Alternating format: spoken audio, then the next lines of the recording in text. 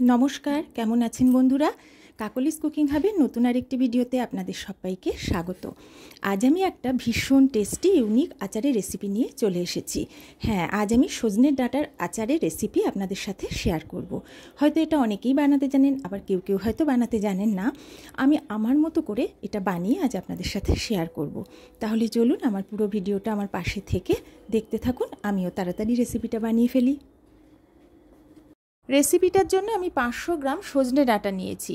ডাঁটাগুলো আমি 1 ইঞ্চি মতো লম্বা করে কেটে নিয়েছি, খোসাগুলো কিন্তু ভালো করে ছাড়িয়ে নিয়েছি। যেভাবে তরকারি রান্না করি সেভাবেই কিন্তু ডাঁটাগুলো কেটেছি। আর নিয়েছি একটা বড় সাইজের পাতিলেবু আর 150 গ্রাম পাকা তেঁতুল নিয়েছি। এই পরিমাণটা আপনারা কম বেশি করতে পারেন। এবার এটাতে পরিমাণ মতো জল দিয়ে আমি বেশ কিছুক্ষণ ভিজিয়ে রাখবো, যতক্ষণ পর্যন্ত না তেঁতুলটা ভিজে নরম হয়ে যায়। এবার গ্যাসে একটা কড়া বসিয়ে দিয়ে তার মধ্যে আমি দিয়ে দিচ্ছি পরিমাণ মতো জল। গ্যাসের ফ্লেমটা কিন্তু আমি হাইতে রেখে দিয়েছি। এরপর আমি এতে দিচ্ছি 1/2 চা চামচ লবণ। লবণটা দিয়ে ভালো করে মিশিয়ে নিয়ে আমি অপেক্ষা করব যতক্ষণ না জলটা টকবক করে ফোটে। জলটা বেশ ভালো মতো ফুটতে শুরু করেছে। গ্যাসের ফ্লেমটা লো করে দিয়ে আমি এর মধ্যে দিয়ে দিলাম কেটে রাখা সজনের ডাঁটাগুলো। এগুলো একটু জলের সাথে মিশিয়ে দিয়ে ঢাকা দিয়ে হাই ফ্লেমে আমি কিন্তু ঠিক 5 মিনিট ফোটাবো। এর ফলে ডাঁটাগুলো সেদ্ধ হবে অথচ গলে যাবে না। এর বেশিক্ষণ ফোটালে কিন্তু ডাঁটাগুলো বেশি গলে যাবে। অপর দিকে যে তেঁতুল ভিজিয়ে রেখেছিলাম সেটা ভালোই নরম হয়ে গেছে। এবার হাত দিয়ে চটকে চটকে এর কাতটা বার করে নেব।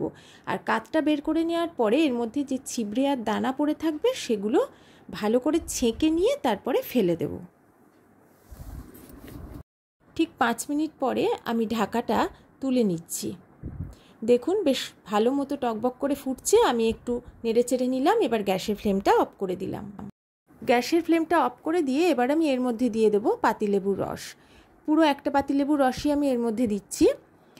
তারপরে আমি এটাকে আবারও ঢেকে 2-3 মিনিট রেখে দেব। তারপরে আমি জলটা ছেঁকে ডাঁটাগুলো আলাদা করে ফেলবো। তেঁতুলের কাতটা বার করে নিয়েছি, তার মধ্যে একটু জলও দিয়েছিলাম। আর এদিকে দানা আর আঁশগুলো আলাদা করে ফেলে দিয়েছি। অপরদিকে 2 মিনিট হয়ে গেছে, ঢাকাটা তুলে নিলাম, একটু নেড়ে মিশিয়ে নিলাম। এবার এটাকে জল ছেঁকে ডাঁটাগুলো আলাদা করে ফেলবো। এবার আমি জলটা ছেঁকে ডাঁটাটা আলাদা করে ফেলছি। আমি আচারের জন্য একটা গুঁড়ো মশলা বানাবো। তার জন্য আমি নিয়েছি 1 টেবিল চামচ মৌরি, 1 টেবিল চামচ 5 ফোড়ন, 1 টেবিল চামচ কালো সর্ষে, 5টা শুকনো লঙ্কা। অবশ্যই ঝালটা আপনারা আপনাদের স্বাদ মতো নেবেন। আর নিয়েছি 1 টুকরো দারচিনি। এবার গ্যাসে একটা কড়া বসিয়ে দিয়েছি। কড়াটা হালকা গরম করে নিয়েছি আর গ্যাসের ফ্লেমটা একদম লোতে রেখেছি। প্রথমে আমি এর মধ্যে শুকনো লঙ্কাগুলো দিয়ে দিলাম। 3 মিনিট মতো শুকনো লঙ্কাগুলো একটু ভেজে নিয়ে এর মধ্যে দারচিনি স্টিকটা দিয়ে দিলাম। এটা দেওয়ার পরেও মিনিট খানেক আমি একটু ভেজে নিচ্ছি। মিনিট খানেক পরে আমি এর মধ্যে দিয়ে দেব প্রথমে মৌরিগুলো। মৌরিটা দেওয়ার পরেও বেশ 1 মিনিট মতো আমি একটু ভেজে নেব। আর সবসময় কিন্তু গ্যাসের ফ্লেমটা একদম লোতেই রাখতে হবে। 1 মিনিট মৌরিটা ভেজে নেওয়ার পরে আমি এর মধ্যে 5 ফোড়ন আর সর্ষেটা দিয়ে দিচ্ছি। এবার সব কিছু আবারও আমি মিনিট 2 ভাজবো। আর ভাজার সময় খেয়াল রাখতে হবে মশলাটা যেন খুব বেশি ভাজা না হয়ে যায়। হালকা একটা সুন্দর গন্ধ বেরোবে আর একটু মচমচে হবে, তখনই বুঝতে হবে ভাজাটা হয়ে গেছে। এটা কিন্তু আমার প্রায় ভাজা হয়েই গেছে। আমি এবার নামিয়ে নেব। তারপরে এটাকে ঠান্ডা করে মিক্সিতে গুঁড়ো করে নেব। কড়াটা পরিষ্কার করে নিয়েছি। এবার এর উপরে আমি একটা ছাঁকনি বসিয়ে দিয়েছি। তার মধ্যে আমি তেঁতুলের কাতটা ঢেলে দিলাম।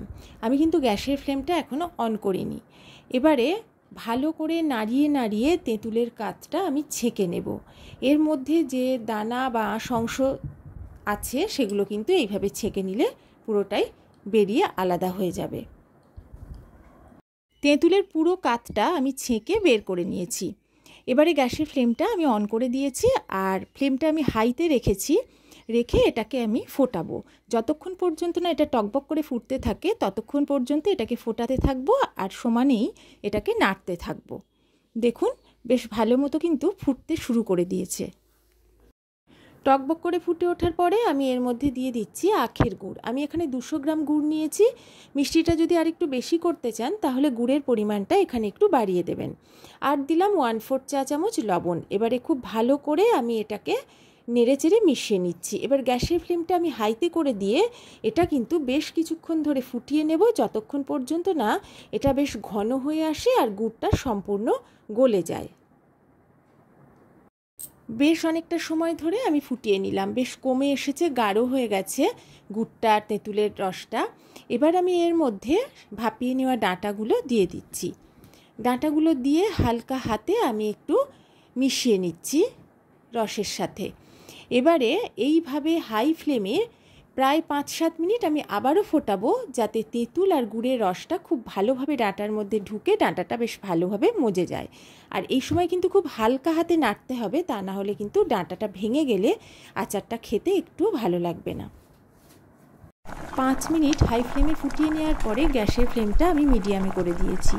তারপরে হালকা হাতে আমি একটু উপর নিচ করে মিশিয়ে নিচ্ছি। মিশিয়ে নেওয়ার পরে আমি এবার এর মধ্যে দিয়ে দেব যে গুঁড়ো মশলাটা করে রেখেছিলাম, সেই গুঁড়ো মশলাটা আমি কিন্তু গুঁড়ো মশলাটা পুরোটাই এর মধ্যে দিয়ে দিচ্ছি।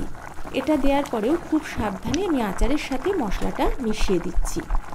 যারা এতক্ষণ আমার সাথে থেকে আমার ভিডিওটা দেখছেন, আমার পুরনো বন্ধু, আমার নতুন বন্ধু, সবাইকে আমার অনেক অনেক ভালোবাসা, অনেক ধন্যবাদ। আর যারা প্রথম আমার ভিডিওটা দেখছেন, যদি আমার ভিডিও ভালো লাগে তাহলে অবশ্যই আমার চ্যানেলটা সাবস্ক্রাইব করে আমার পাশে থাকবেন, আর পাশে থাকা বেল আইকন আর অল অপশানটা সিলেক্ট করে দেবেন। তাহলে আমার নতুন ভিডিওর নোটিফিকেশান খুব তাড়াতাড়ি আপনার কাছে পৌঁছে যাবে। মশলাটা দেওয়ার পরে আমি মিডিয়াম ফ্লেমে ঠিক 2 মিনিট ফুটিয়ে গ্যাসের ফ্লেমটা অফ করে দিয়েছি। দেখুন আচারটা কতটা বসে গেছে আর ডাঁটাগুলোও কিন্তু সুন্দর মজে গেছে। এটা খেতেও কিন্তু অসাধারণ হয়। আমার আচারের রেসিপিটা একদম কমপ্লিট। আমি এতে কোনো তেল ব্যবহার করছি না। কেউ যদি এবার তেল দিতে চান তাহলে অবশ্যই সর্ষের তেল আগে গরম করে নিয়ে তারপরে ঠান্ডা করে আচারে দেবেন। কখনোই কাঁচা তেল আচারে ব্যবহার করতে নেই, তাহলে খুব তাড়াতাড়ি আচারটা কিন্তু নষ্ট হয়ে যায়। এবার আমি আচারটা 5 মিনিট ঢেকে রেখে দেবো, তারপর সম্পূর্ণ ঠান্ডা করে কিছুটা কাঁচের জারে ভরে নেব, কিছুটা প্লেটে খাওয়ার জন্য সার্ভ করে দেব। অবশ্যই আমার মতো করে একবার বানিয়ে খেয়ে দেখবেন, আশা করি আপনাদের খুবই ভালো লাগবে। যদি আমার রেসিপিটা ভালো লাগে তাহলে একটা লাইক, কমেন্ট, শেয়ার করে দেবেন। তাহলে আজকের মতো বিদায় নিচ্ছি। সবাই ভালো থাকবেন, সুস্থ থাকবেন।